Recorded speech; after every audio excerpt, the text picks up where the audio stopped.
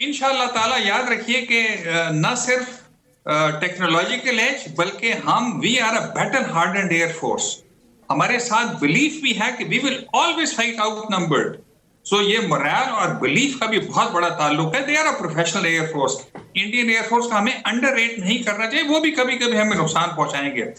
Technological as जो meteor की बात करते हैं, it is a longer stick BVR. उसकी रेंज थोड़ी सी ज्यादा है बट ये it is almost as good as an AMRAAM जो कि पहले भी फायर कर चुके हैं हम।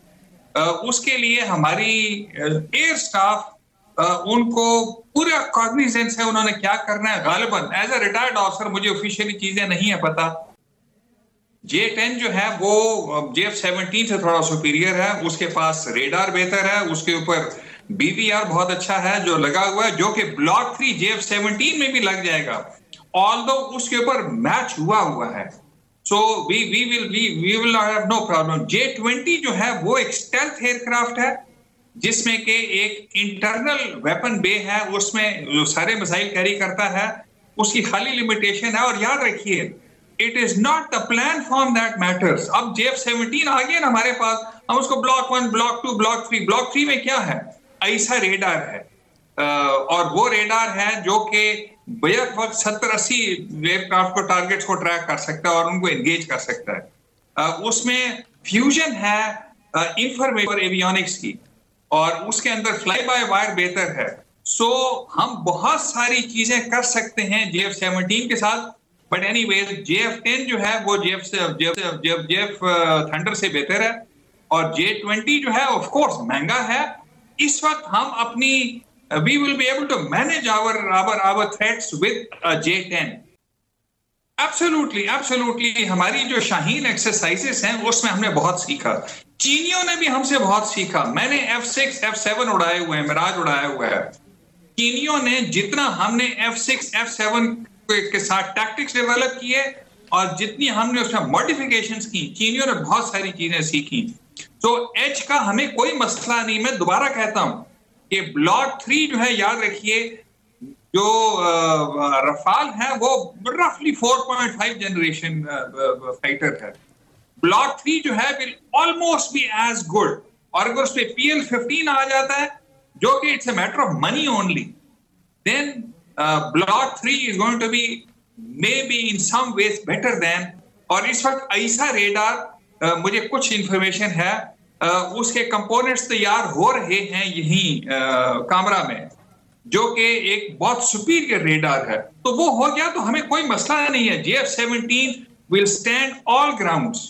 Let's be very honest about it. Block 2 जो उड़ रहा है वो रफली 3.54 है, लेकिन ऑफ कोर्स रफाल बेहतर है, लेकिन उसकी सबसे बड़ी एडवांटेज ऐसा रेडार है और उसकी सबसे बड़ी एडवांटेज मीटियोर, जिसके ऊपर बहुत वो तुर्राफान बनते हैं। लेकिन मीटियोर का जवाब इस वक्त रफली एम-रैम है हमारे पास। और अगर कोई कॉन्टिजेंसी अल्लाह ना करे होती है, और कल देखिए ना जो हमारा एग्रीमेंट हुआ है DGMOs के लेवल पे, जो कि शायद ट्वीक हुआ पॉलिटिकल लेवल्स के, बिकॉज मोदी को भी पता चल गया है, उसके army chief, air chief, naval chief और जो चेयरमैन है उनको भी पता चल गया है कि दो फ्रंट नहीं मैनेज हो सकते। नंबर 1। नंबर 2, हमेशा याद रखिए कि इंडिया पाकिस्तान में इंडिया अपनी टोटल कॉम्बैट पावर नहीं जनरेट कर सकता जब तक कि वो महीने की जंग लड़े और ऑल अलोंग द बॉर्डर ना लड़े। यस एंड नो याद रखिए, जो वही मैं बताने की कोशिश कर रहा था आपको। पावर्स दैट बी, उन्होंने 2 दफा इंडिया को रोक दिया कि आप फुल फ्लेजेड अटैक और जंग नहीं कर सकते। एक दफा पार्लियामेंट का अटैक, जब उन्होंने कहा नहीं हम कर रहे हैं, तो अमेरिका ने, economic tool is a big tool in globalised world, तो उन्होंने एक ट्रैवल एडवाइजरी इशू की बैंगलोर के अपने लोगों को। वो जैसे ही निकले, यूरोपियन भी निकलने शुरू हो गए, and India said stop stop stop, ये हम कोई जंग वांग नहीं कर रहे। नेक्स्ट टाइम भी यही हुआ। तो याद रखिए कि अगर कश्मीर में जंग होती है तो कश्मीर एक लिमिटेड एयर स्पेस है और लिमिटेड ऑन ग्राउंड। वो अपनी 5 कोर्स अंदर ले जाते हैं, हम भी 5 कोर्स अंदर ले जाएंगे।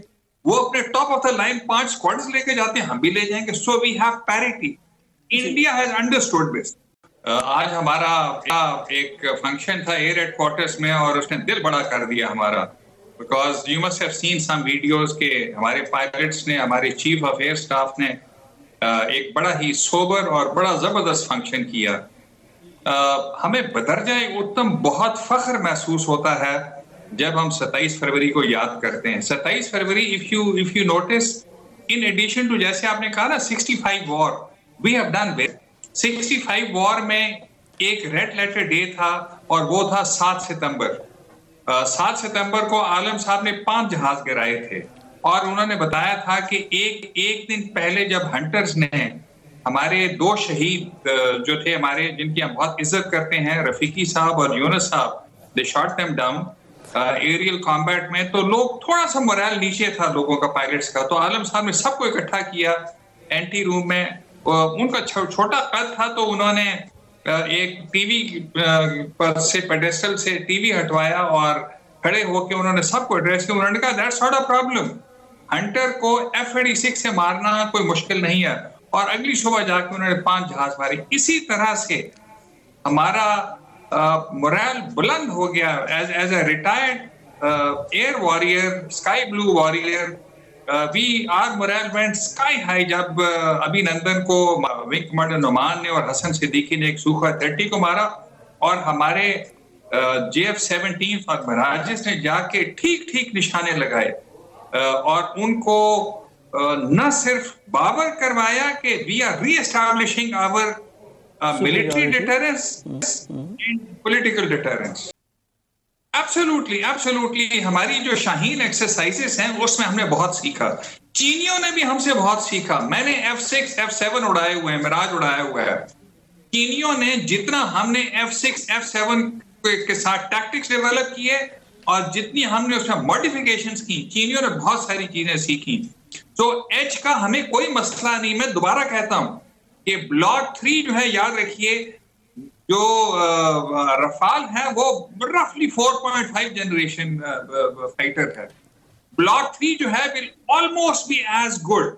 और अगर उस पे PL-15 आ जाता है, जो कि it's a matter of money only, then block 3 is going to be maybe in some ways better than। और इस वक्त ऐसा रेडार, मुझे कुछ इंफॉर्मेशन है, उसके कंपोनेंट्स तैयार हो रहे हैं यहीं कामरा में, जो कि एक बहुत सुपीरियर रेडार है। तो वो हो गया तो हमें कोई मसला नहीं है। JF-17 will stand all grounds। Let's be very honest about it। Block 2 जो उड़ रहा है वो रफली 3.54 है, लेकिन ऑफ कोर्स रफाल बेहतर है, लेकिन उसकी सबसे बड़ी एडवांटेज ऐसा रेडार है और उसकी सबसे बड़ी एडवांटेज मीटियोर, जिसके ऊपर बहुत वो तुर्राफान बनते हैं। लेकिन मीटियोर का जवाब इस वक्त रफली एमरैम है हमारे पास। और अगर कोई कॉन्टिजेंसी अल्लाह ना करे होती है, और कल देखिए ना जो हमारा एग्रीमेंट हुआ है DGMOs के लेवल पे, जो कि शायद ट्वीक हुआ पॉलिटिकल लेवल से, बिकॉज मोदी को भी पता चल गया है, उसके army chief, air chief, naval chief और जो चेयरमैन है उनको भी पता चल गया है कि 2 फ्रंट नहीं मैनेज हो सकते। नंबर 1। नंबर 2, हमेशा याद रखिए कि इंडिया पाकिस्तान में इंडिया अपनी टोटल कॉम्बैट पावर नहीं जनरेट कर सकता जब तक कि वो महीने की जंग लड़े और ऑल अलोंग द बॉर्डर ना लड़े।